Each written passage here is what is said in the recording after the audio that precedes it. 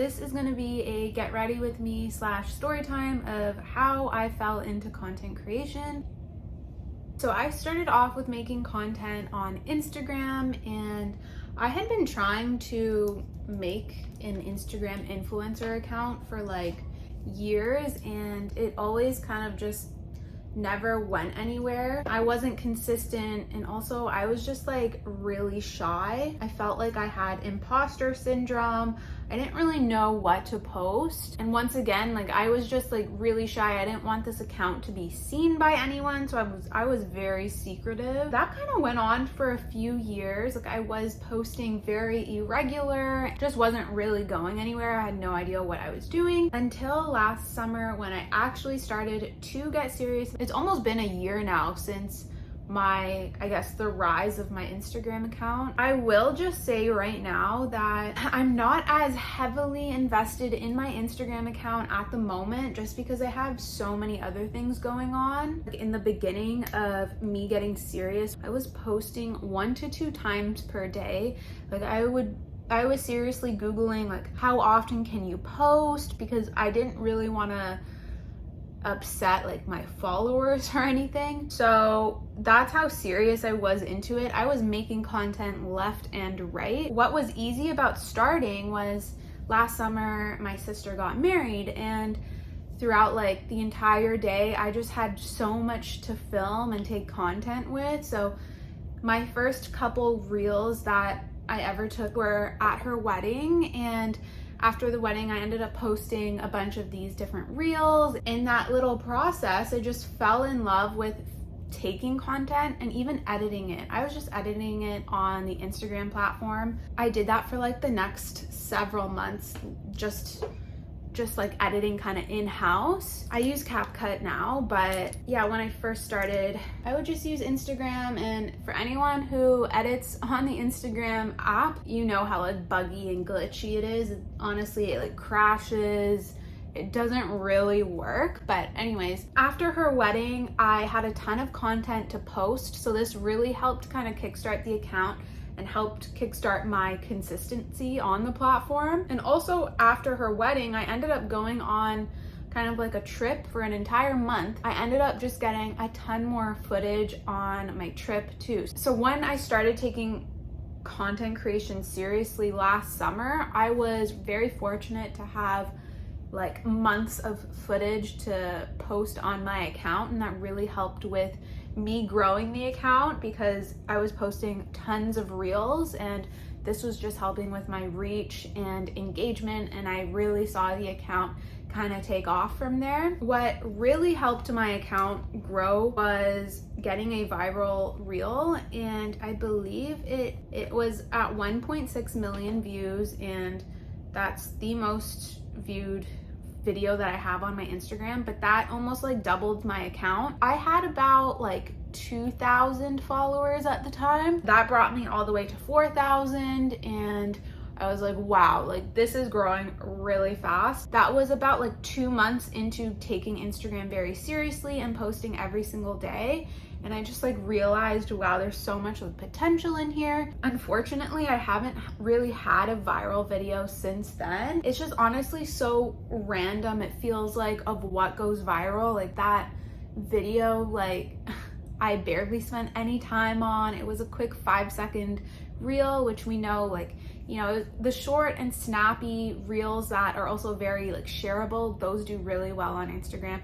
And that was exactly it. The amount of shares that this video received was just like insane. Like I think there were over 200,000 shares for this video of people just sending them to their friends, and that really helped it go viral. I was also doing a lot of like the tactics to grow your account. Like I was really engaged in my feed and my community and with like the audience that I had, like of the other accounts, you know, commenting or engaging with my posts, I would with theirs. I would follow new accounts and engage with them if, you know, I genuinely liked their account and it kind of matches my own. My niche was just like girls who like makeup, fashion, skincare. I actually, when I first started my Instagram, I was actually heavily focused in skincare, and then I don't know, I've kind of realized that I don't like niches. Narrowing down on a niche is really gonna help you grow your account. When you have a niche, it's like you become known for a certain topic or theme. And I can even personally say, when I come across an Instagram account that has a very defined niche, I will often follow that account because I just like that type of content and I know what I can expect from that account. Whereas maybe with like a lifestyle account, it's just, you have to invest more time into that account because you don't really know what they post. So I totally understand the importance of narrowing down your niche, but it's always just been really difficult for me to do because I like to post about everything, and I kind of did fall into right now a lifestyle account. Like I post skincare, makeup, fashion, and just general lifestyle stuff. I do want to change that a little bit. I want to change the direction of my Instagram account to be more like based off of like content creation and to help other content creators. I still want to post like some girly stuff that look I like makeup and fashion, but I do want to change the direction. What I really love about my YouTube channel is I talk mostly all about content creation, so I feel like I have more of a defined niche on YouTube than I do on Instagram. It is kind of unfortunate because I have fallen off of the bandwagon a little bit with my Instagram. I used to post like 1 to 2 times per day. A couple months ago, I hit some burnout that I feel like I never really recovered. A lot of the passion that I had in posting kind of went away. Not that I'll ever like stop posting on Instagram, but I remember like how excited I was when I started my Instagram account. Like, I'm not kidding you, I would seriously like wait to schedule my post. I was so excited. I don't get that as much anymore, and then I'm not as engaged with the community either as I used to be. Like, I used to be on top of commenting on people's posts. Now I kind of feel bad I don't do that as much because I don't know, life gets busy and it just feels there's only so many things I can do in my time. Another factor that I haven't posted on Instagram as consistently in the last few months is because my UGC business has really gotten busier, and when you are doing UGC, like you're already making content, right? So it just feels like doing, say, UGC almost full time and then having your influencer account, say on like your Instagram, it just feels like a lot. At the same time, I don't want to feel like I'm making content literally like all day, every day. I like to have my UGC business there to provide income for myself. And then the content creation account on Instagram has always been more of like a passion. I haven't really made money off of my account.